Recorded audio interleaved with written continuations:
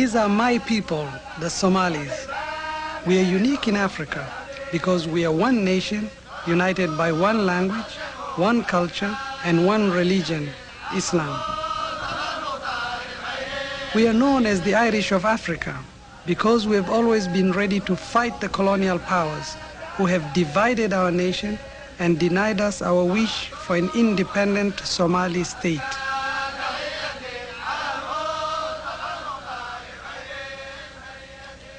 My father was born in the Haud region of Western Somalia, in what was and still is Ethiopian Somaliland.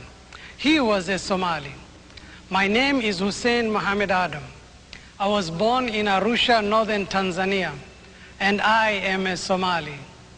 It is this deep personal belief in belonging to the Somali nation, handed down from father to son, which has driven our people to fight against impossible odds, to endure defeat, only to fight again and again and again.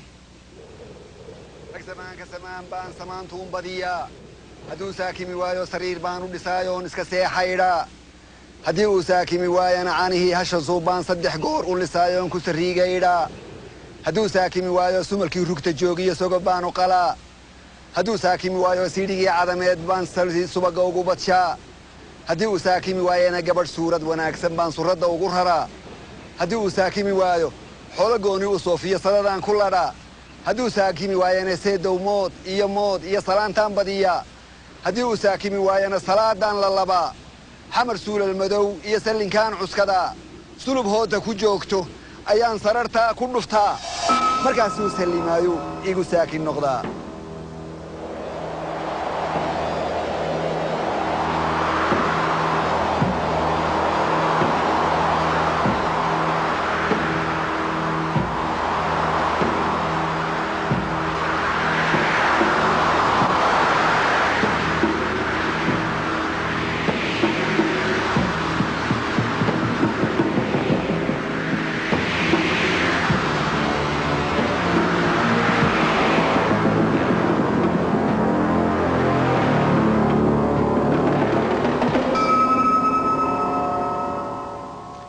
In this film, I want to try to explain to you what's happening in my country, how we are trying to sort out problems created many years ago, how a nation of 5 million people is trying to take care of 1 million refugees who have nowhere else to go, and what's like for a small third world country to try to live with the superpowers, and also how we are trying to transform the Somali nation into a modern African state. Because this film is a personal viewpoint, I would like to share with you my own hopes for my country's future and that of the Horn of Africa.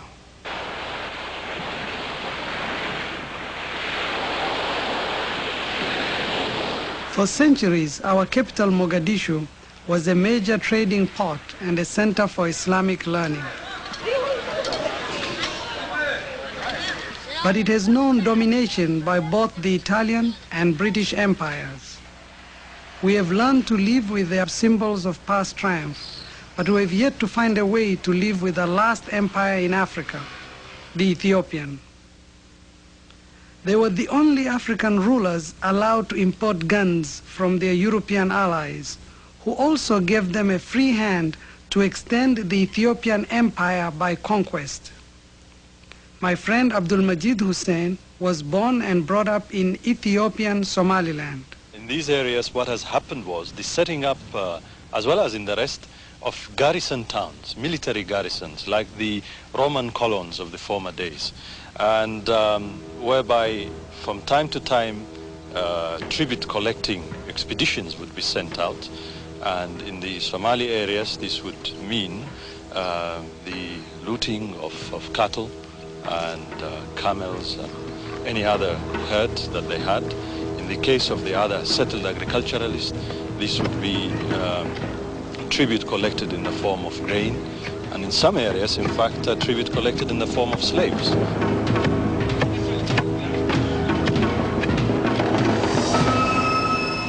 In Somalia, there is always a limit to submission. In 1899, the Sayyid Mohammed Abdallah Hassan proclaimed a jihad, a holy war to regain our independence and reunite our dismembered nation. For 20 years, his army of dervishes, masters of guerrilla warfare, fought the armies of 3 empires, the British, the Italians, and the Ethiopians.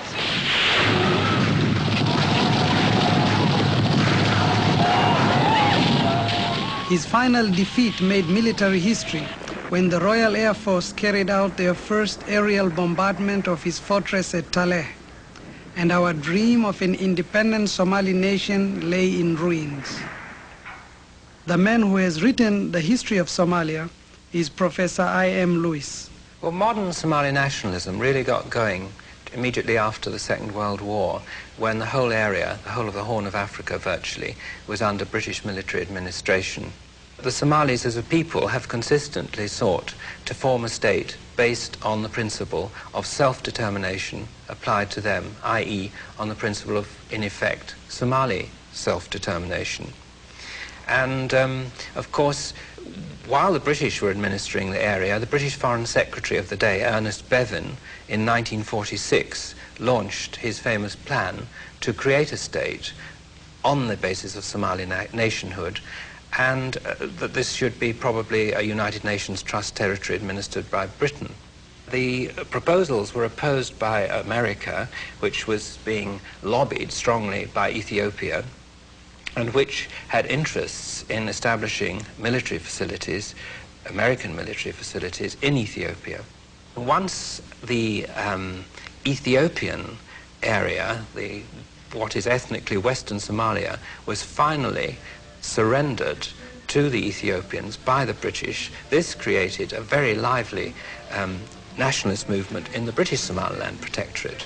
And these two movements, the one in the north and the one in the south associated with the Somali Youth League, got together and sought to form a unitary state at independence in 1960, which of course is what happened. Africa, Africa, Africa, Africa, Africa.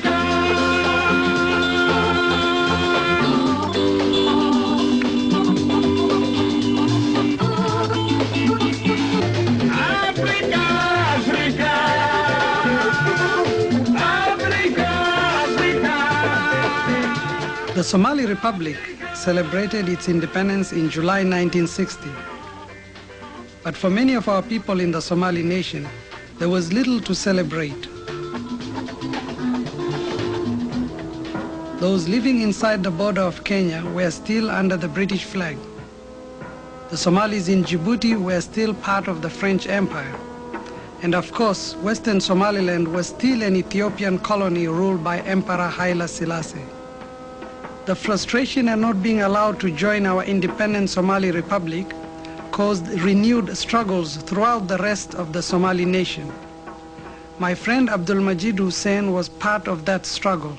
And that had its also counterparts with a lot of people that is Somalis in Ethiopian Somaliland or Western Somaliland, also wanting at least some form of autonomy, or if not, also wanting to join the Somali Republic. This was put down by force, and many Somalis, for the first time in large numbers, moved or went into exile into the Somali Republic. Our brothers from Ethiopian Somaliland were warmly welcomed into our new republic. Many were highly qualified people who had been prevented from working in their chosen profession simply because they were Somali. Almost as soon as they arrived, the exiles began to put pressure on the Somali government to help them liberate their homeland. People don't simply just rise up and say we are going to secede from these people for nothing. They would do so if they don't have equality, if they are oppressed, if they are continuously faced with injustice. I take the example on a very simpler level, let's say between a man and a woman, a husband and wife relationship. If the wife, as happens, is the case in most countries around the world, gets, the bad side of that relationship, she's beaten in some cases, and she's oppressed in one way or another, and in this case, some of our African brothers and others who have the same views around the world would say is is tantamount to telling the wives who are, let's say, beaten up by, their husbands, that they should tolerate this, that family union should stay at all costs, and that they shouldn't have the right to divorce. The headquarters for the Western Somalia Liberation Front was established in Mogadishu, and the guerrilla war, which had been started by the Said Mohammed Abdallah Hassan nearly 100 years ago, continued with increasing success. But it nearly resulted in the destruction of our new republic, for Emperor Haile Selassie saw this renewed conflict as a golden opportunity to extend his empire over all the Horn of Africa.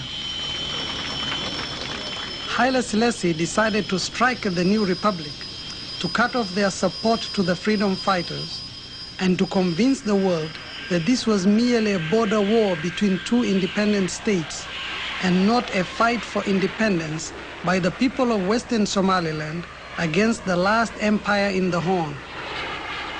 In exchange for a military base in Eritrea, Ethiopia was able to receive 60% of all American military aid to Africa, plus United States advisors to train the Imperial Army and Air Force. The war along our borders in 1964 was short but brutal. Somalia was defended by its police force, which contained the battle against vastly superior forces. But as the Said Mohammed Abdallah Hassan discovered, bravery alone is not enough against superior military technology.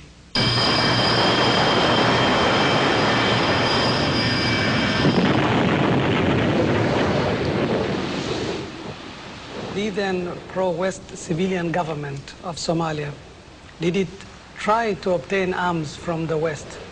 Yes, it did, and it was offered a military aid package. But, of course, it was offered this in a situation which wasn't very favorable, because it was offered a much bigger Russian package. And since the civilian government, the civilian Somali government, was aware, all too aware, that the Western powers were in general supporting Ethiopia and also opposing Somali nationalist interests and aspirations in northern Kenya, the much larger Russian package was a much more attractive offer, which they accepted. This is Berbera, one of the main reasons why the Soviet Union was happy to supply us with economic and military aid.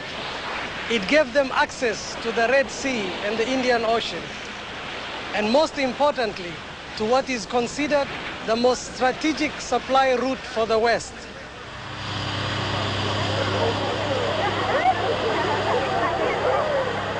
My friend Mahmoud Issa Jama went to Moscow as part of the official Somali delegation. He remembers how they were received by the Russians. They provided all the things that the Somali government at that period needed. In other words, training and all the necessary vehicles they wanted for the army. Was it easier to negotiate with them? Most of us were educated in the West, you see, and it was completely new to us to negotiate with the Russians. The Russian attitude is an aggressive attitude, you see. It's a sort of, you must accept. And this is an attitude that we never get used to it. When it comes to question of negotiating, say, a trade or a commercial agreement, they don't give any concessionary thing whatsoever, not one iota.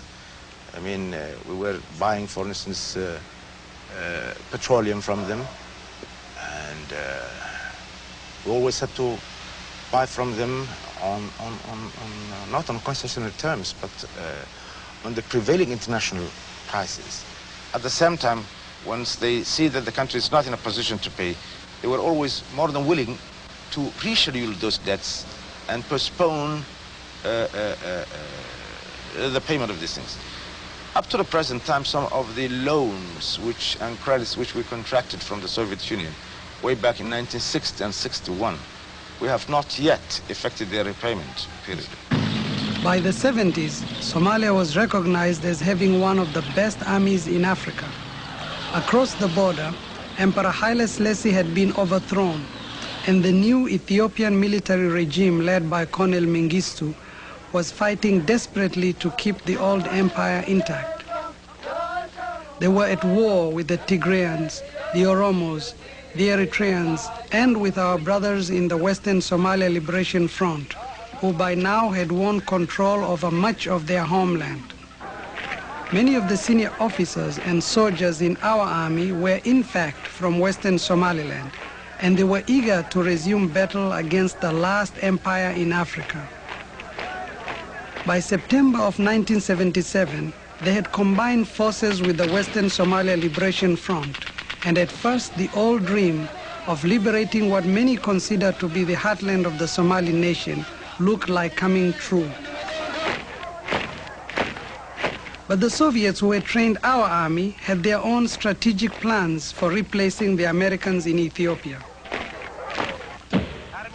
They began by airlifting $2 billion of military aid to the new regime, then gave up all pretense of neutrality, and with 15,000 Cuban troops, masterminded the Ethiopian counteroffensive against the Somali forces, who never stood a chance.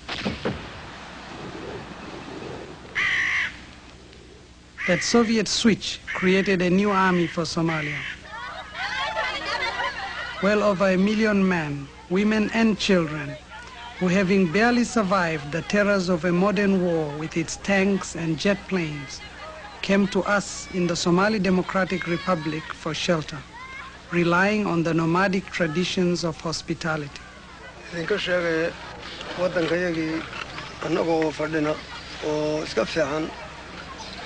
ayaanu waddankayagii inuu noo xoroobo ayaanu doonay markaa niman axmaaro oo waddankayaga haystayaanu damacna inay waddankayagii nooga tagaanoo sida qalqigu u wada madax bannaan yahay anna u madax bannaanaanaanu annaguna damacna markaa nimankii weyna diideen waan isleennay kolkaan isleennayaan iyagii ka xoogroonaanay yaa nin ruush la yidhaah iyo kuubu iyo dad fara badan oo xulafo ahay wataan oo yaman iyo fara badan liibiya iyo yaman iyo khalqi fara badan oo xulafo ahoo oo ruushku watay yaa deedna yaana lagu dalbaday dadkii baa xagga korena cadaab dabna kaga keenay xagga hoosena kaarar maati iyo babal yaana lagaga keenay dadkii baa aqalaha yagiina gubay arwaaxa yagiina dilay maalka yagiina wuxuu cunay iyo wuxuu qaati ka dhigay markaa kolkii aanu saa u dhimanay baa deed yaan deed soo carray.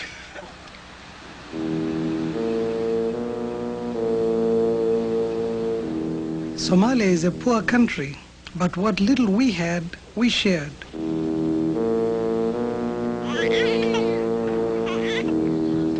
By 1980, 1 person in 4 in our country was a refugee.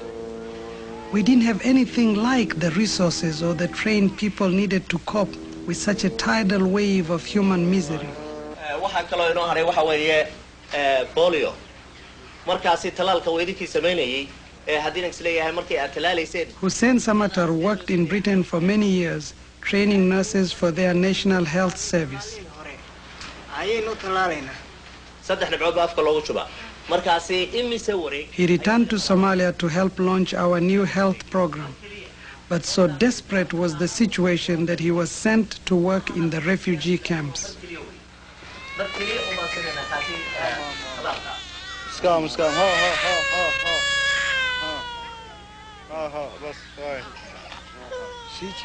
The Somalis have contributed a lot because the personnel who are doing the management of all camps are employed by the Somali government. And in the medical field, now we have 6 people here, and 5 of them are nurses and 1 sanitarian. So these 6 people, it's provided by the Somali government. And also, the teachers in the schools, they are all those teachers who were employed by the Ministry of Education. And also, we have what we call home economics here, taught by the refugees. And the teachers who are doing this job are also employed by the Somali government. So the whole total management of the whole camp, the personnel, the manpower, is from the Somali government.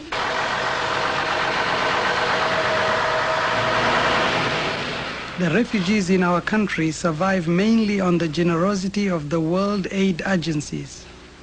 Somalia is making its contribution by taking over the administration. This means that many of the social programs planned for our own people have had to be postponed, another casualty of the conflict. But at the moment, everyone's priority is the refugees. I have no idea how long the refugee problem is going to exist in Somalia, but we are prepared to stay here to help deliver to the refugees the food that is brought in here by international donors. I do believe that international donors will be much more receptive to continuing to provide food for the refugees if they saw that it was going into some sort of development effort. And therefore, I would very much like to see free food discontinued and made available through Food for Work, that there be some sort of an employment scheme offered to the refugees. And the feedback I get from the chairman of the National Refugee Commission and other Somalis in responsible positions that they feel that the refugees would be very responsive to such a program. And now it's just a matter of trying to work out the mechanics.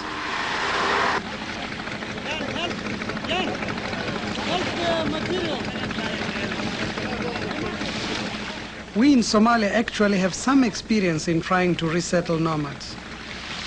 These men once roamed throughout the Somali nation with their herds of camels. The drought of '74 made them victims, and our government, wanting to give them a chance at a new life, tried to make them fishermen. But we have also discovered you can't turn a nomadic herdsman into a fisherman overnight. They still haven't received the proper training in either fishing or the mechanics of the boats. There was a certain lack of planning, partly because it was done in a very short time. This idea came out as a consequence of the drought.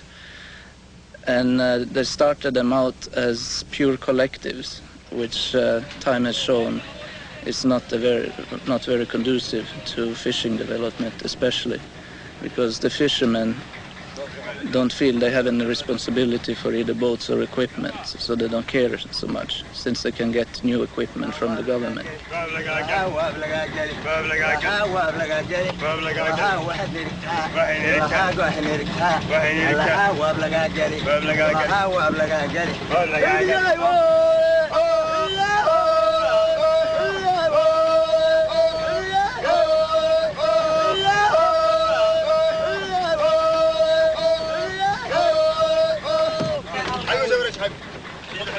Somalia is blessed with one of the longest coastlines in Africa, and the waters of the Indian Ocean and Red Sea could provide many of our people with a new independent way of life. All the settlements are still completely dependent on food rations, partly from the government, but mostly through the UN World Food Program. And in my opinion, this actually is detrimental to their development, because it causes a food dependency from outside instead of being more self-sufficient. They're starting to sell the boats to the fishermen, giving them more responsibility. And it seems also in the long run they're going to cut down on the rations, so this dependency will gradually decrease. I think in the long run this might cause some flights away from the settlements. But if there's somebody who absolutely doesn't want to be a fisherman, nobody should force him. The best people will certainly stay.